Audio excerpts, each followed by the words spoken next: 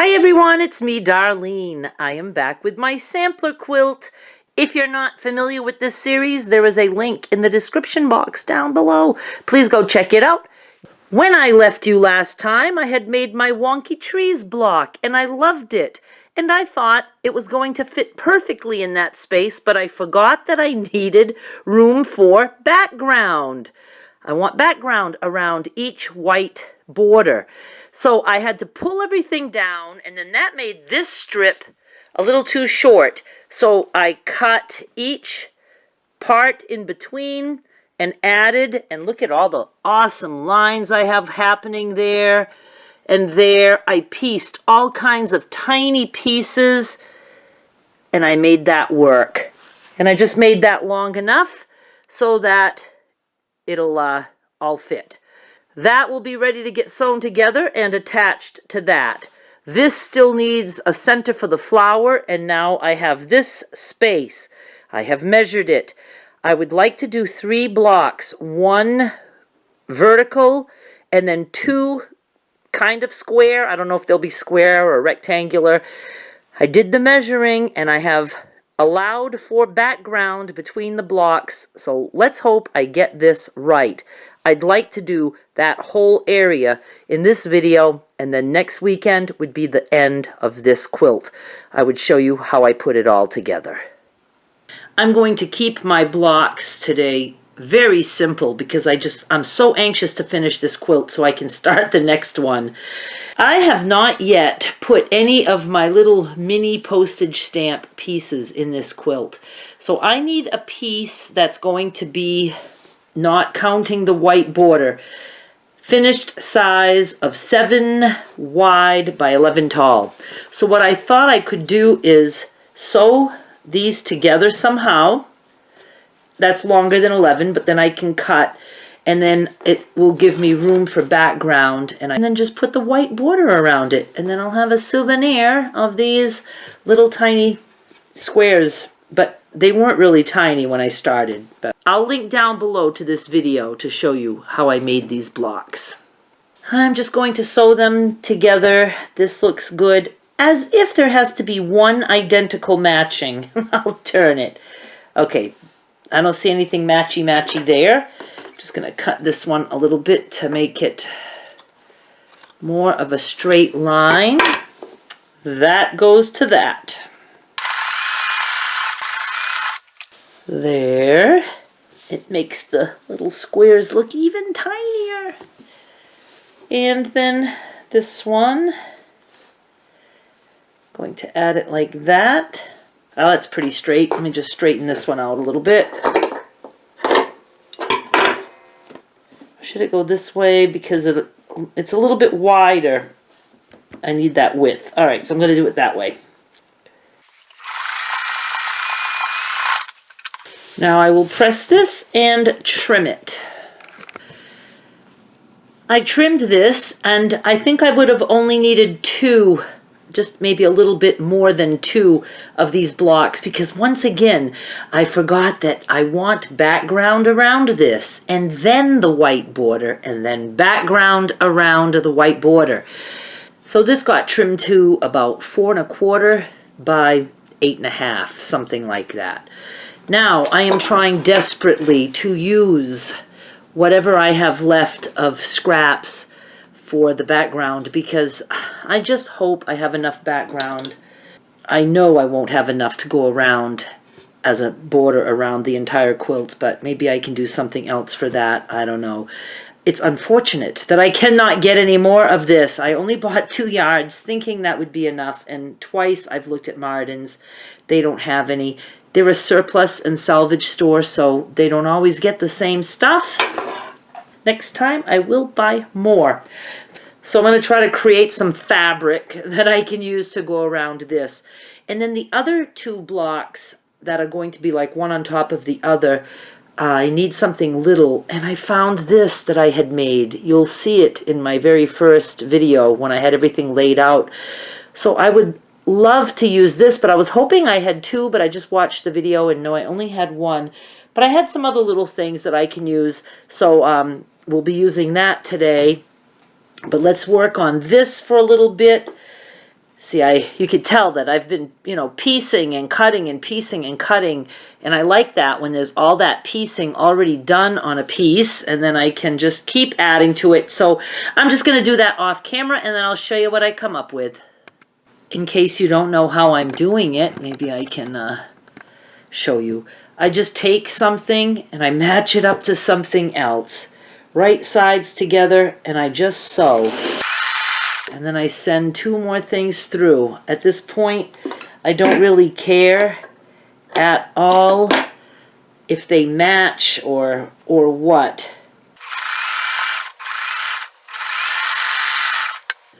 So now I have a string of stuff like this, and then I'm just going to snip this apart and then open things up and start sewing bigger pieces to each other. I have a couple of big pieces, and I still have a bunch of smaller pieces. So let's see what we've got going. Let me cut a couple strips of background also. I want to add some regular, plain background just to make all these little pieced parts last longer. Now let's add to that and make it longer. It's a little bit too long. That's kind of long, but that'll work, I think. Just square that up right here. Okay, do I have something long enough here? I think I do. Is it going to be wide enough, though? That's the question. I might have to add some more to it. Let me see. Let me do that. It would be so nice if I could just use my fabric freely without having to be concerned as to whether or not I have enough. Okay, that should work, right? Ooh, it is. That's awesome. I think this will work. It's hard because I don't have everything planned out in advance because I didn't know what I wanted to do. And that was really part of the fun of it for me. Is that cut? How come I have a piece of fabric? Look, I have a piece of fabric there with a hole in it. Get out! Okay, a very easy fix because this is wide. I'm going to just cut here. And then I'm just going to cut that off, including that part that has a hole in it. Now, is it going to be wide enough still if I sew that back on? It probably isn't going to be, is it? Maybe I'll use it somewhere else. So now I have to piece something else together that's going to be wide enough. That, maybe I can do it this way. Oh my God, hang on. All right, I did just sew that back on. It might be wide enough. Now I need something on this side. Who said this was going to be quick and easy? I have it the width I need, I hope, and I trimmed it, and now I have to add background to the top and bottom. Look at this one. Look at the lines we have going on in there. Oh, I just love that so much. Look at this awesome scrap I have with the same going on. So I need to measure to see how much background I need on the top and a bottom. I have determined that I need to add a full 2 inches on top and bottom. That allows for seam allowances. I've got it all planned out. So I'm just going to put some plain and then some with all this shit going on. I think I'm done this block, and I like it. It kind of looks like a window or something. Not at all. I love the piecing around the inside. So I have all the little squares happening, and then I have all that piecing happening. I just love that so much. Now I need to put the border around this. But I think first I will make my other 2 blocks because these might need to be trimmed. So I need to make my 2 tiny blocks now. I need to make 2 more blocks, and the finished size, including the background, before the white borders, needs to be 3.5 inches square. So I took this little pinwheel thingy that I had made with tiny half square triangles, and I trimmed it. It's just almost 2 inches square. So I'm not going to do too much with a lot of piecing because there's a lot of seams on this already. So I'm going to take some background. I'll create a couple of lines on this like I do. I just fold it and then I just sew a little bit right there. And then when I open it, there will be a line like that. And I'll probably do that in a couple more spots. And then I'm just going to add background like that with minimal lines all around this little piece. And then I'll show you. This is what I have. Now this line up here will get caught in the seam allowance, but that's okay. So I have a 3.5 inch block. Now I need to make another one, but I don't have another one of these pinwheel thingies. But look, I have some little pieces that I had kept in a bag that were pieces that I put together. Oh my goodness. Remember these? I need tweezers to hold them. These are the tiniest half square triangles I've ever made. They're just tiny. So I don't know. Let me see what I have and I'll come up with something. Okay, I'm going to be keeping these. I'm not using them. I have these 4 half square triangles. I have 2 with a little bird on one side and then 2 that are just blue with blue. So I'm going to make a pinwheel out of those. It looks like it might end up being the same size as the other one. I don't care if it is exactly or not.